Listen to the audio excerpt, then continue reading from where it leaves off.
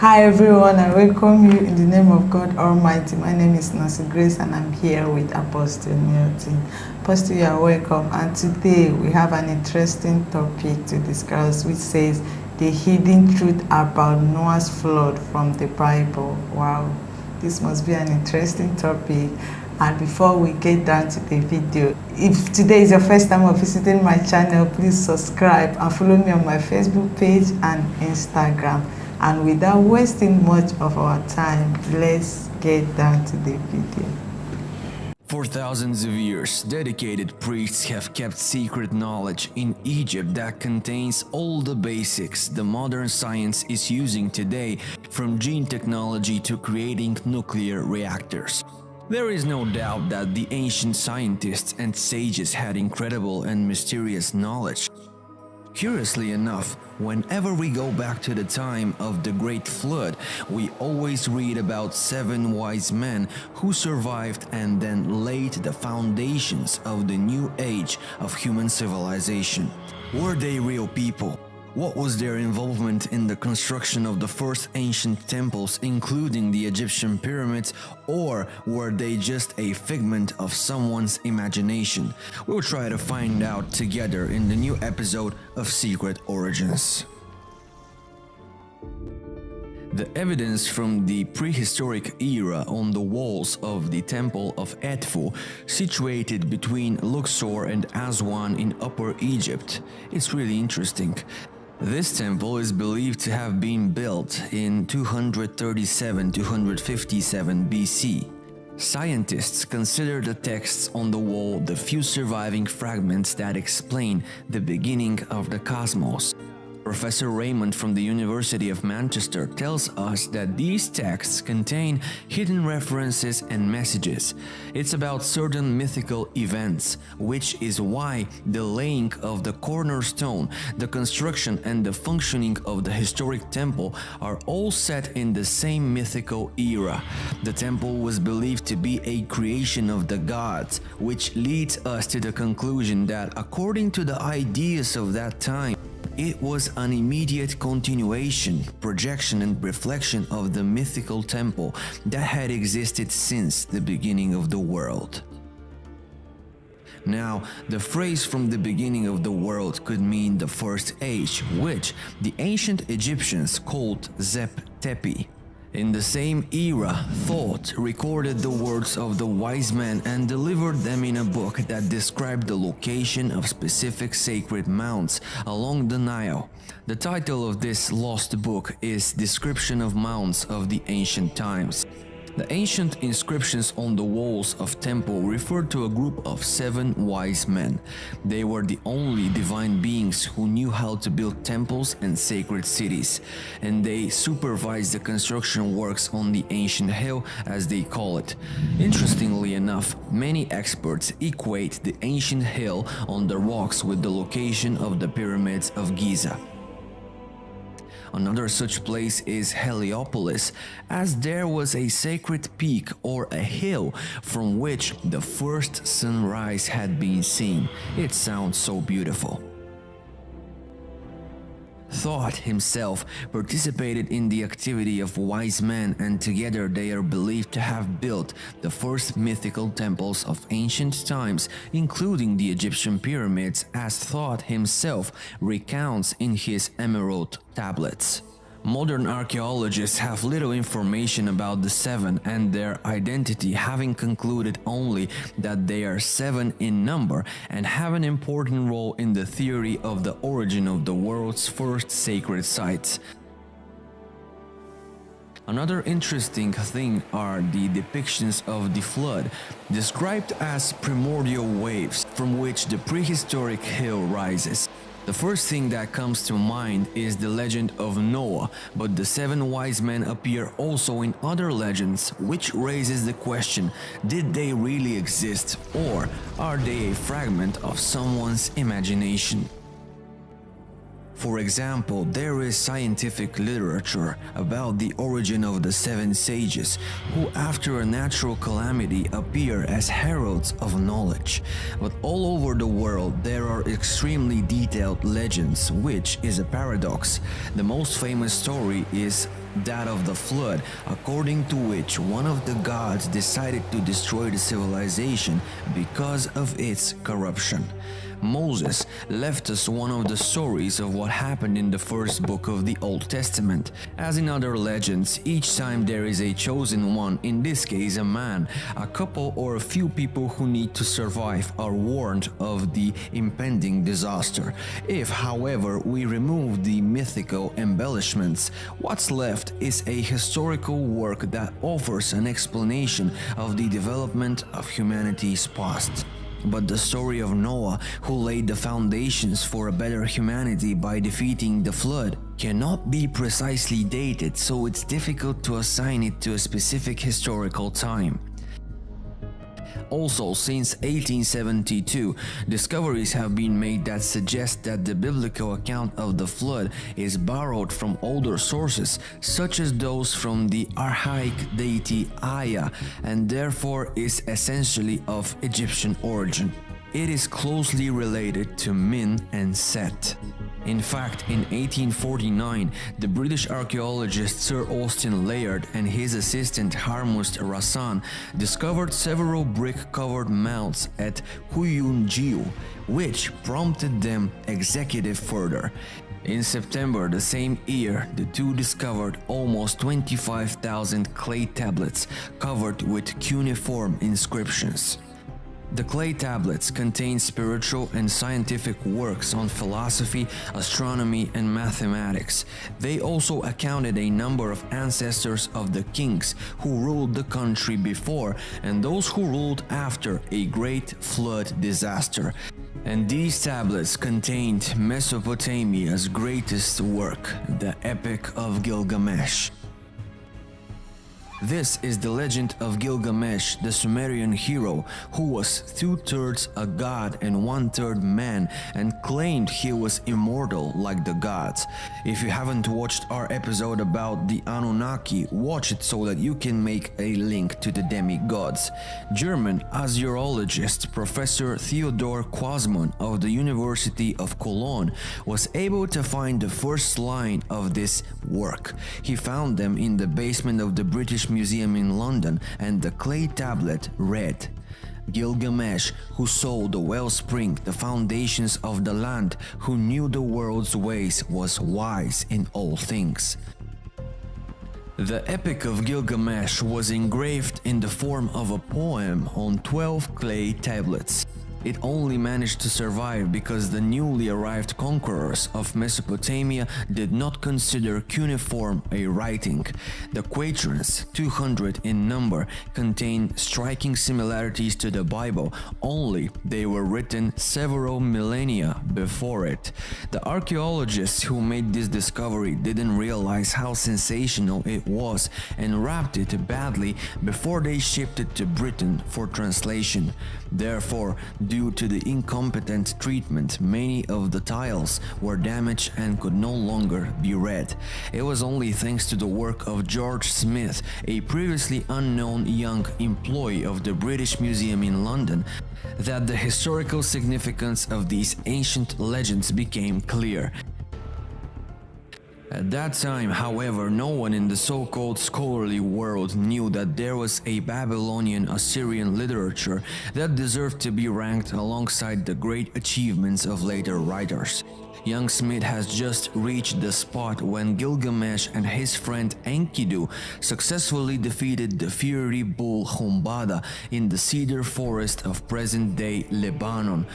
On her triumph return, the goddess Ishtar saw Gilgamesh dressed in his festive robes, wearing the victor's crown, and fell in love with him. He, on the contrary, didn't wish to know anything about his admirer and insulted her, calling her a prostitute, for she already had many love affairs. After this humiliation, Ishtar returned angered to heaven and complained to the great goddess. Then she demanded from her father Anu the death of Gilgamesh. In response, Anu created a bull of heaven on earth, whom 100 warriors could not tame, but Gilgamesh stood the test and was victorious again with the help of his friend Enkidu. Ishtar, who watched the fight from heaven, cursed Gilgamesh and Enkidu. On the night that followed, Enkidu saw in a dream the council of the gods condemning him because he had aided Gilgamesh in the destruction of Humbaba.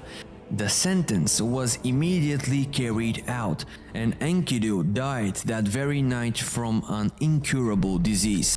Gilgamesh mourned for his friend, but at the thought that he too was about to die, he shuddered with fear, and then he remembered a distant relative to whom the gods had granted immortality. Gilgamesh set out in search of Utnapishtim. But just when everything was about to become clear, the story ended.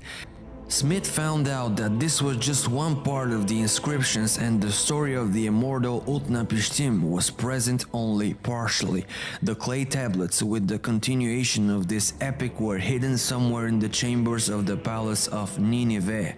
In fact, Smith was excited to discover almost the moment in the story when Utnapishtim told Gilgamesh about the time before the Great Flood.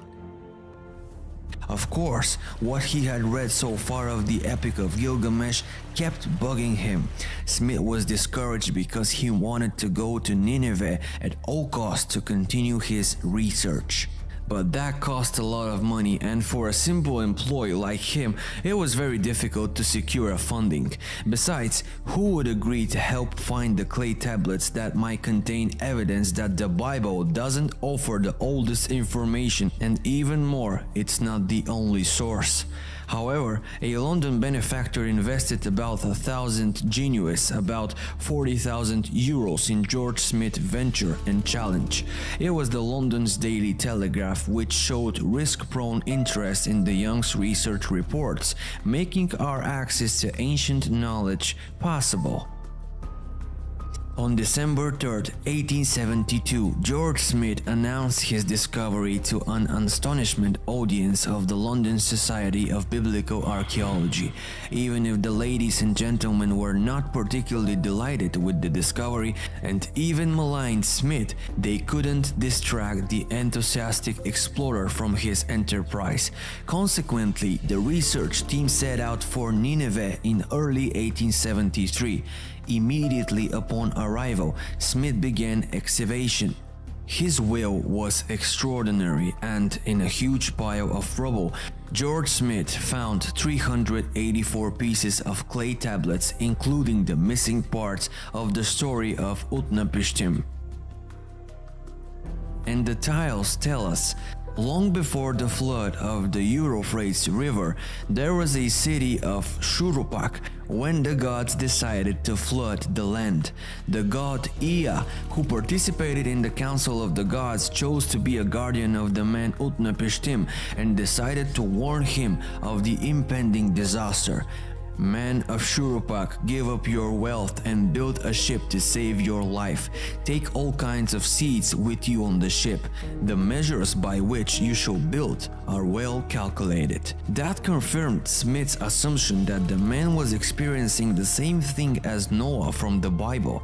The Mesopotamian legends were more detailed and contained considerably more additional information than the Old Testament. Later in that story, Gilgamesh did find his relative Utnapishtim and asked him how he too could achieve the immortality of the gods. Tell me, how did you gain access to the gods' council, and how did you gain eternal life? After Gilgamesh and Utnapishtim talked for a while, the latter told him that the gods had a strange place where a miraculous flower grew that made him immortal like the gods. I'll let Gilgamesh know what's hidden. I will tell you a secret of the gods. There is a plant there. You can prick on it like on a thorn. The two of them set out on their way to the eastern sea to get the flower. According to the legend, the submarine-like vehicle was sailing on the water or under it, and a few days later it finally reached its destination.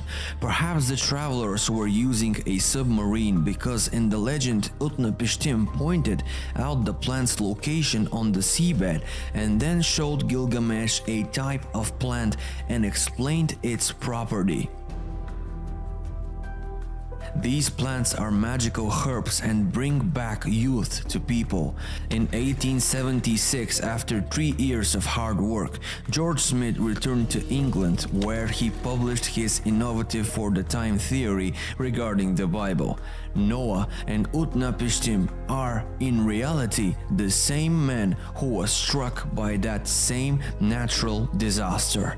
Sadly, George died when he was only 36 and he couldn't witness the triumph of the geological confirmation of his theory by Sir Charles Leonard Woolley.